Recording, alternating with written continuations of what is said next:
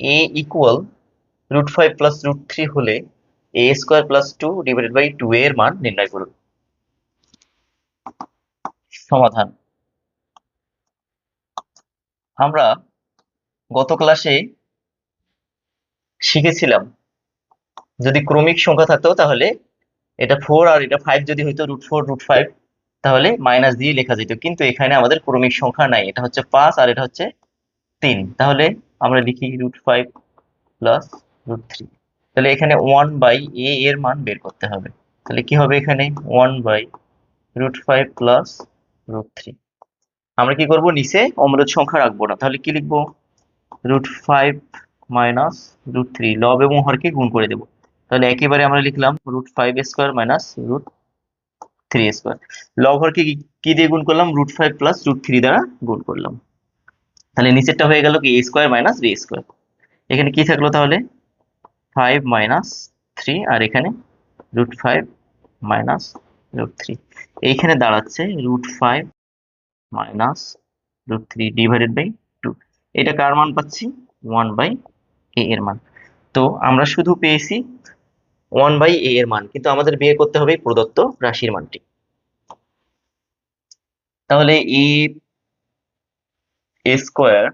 Plus 2 divided by 2a, এটা কি প্রদত্ত রাশি, এটা কি প্রদত্ত রাশি।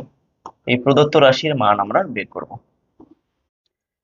a² আলাদা করে নেই, ডিভাইডেড বাই কি twice a, 2 divided by 2a।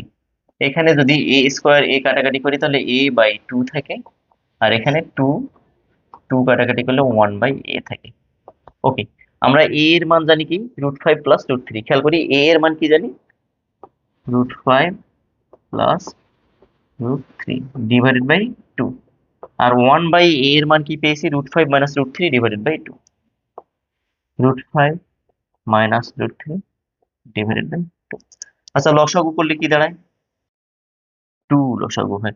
তাহলে এখানে থাকলো √5 প্লাস √3, এইখানে কি থাকলো √5 মাইনাস √3।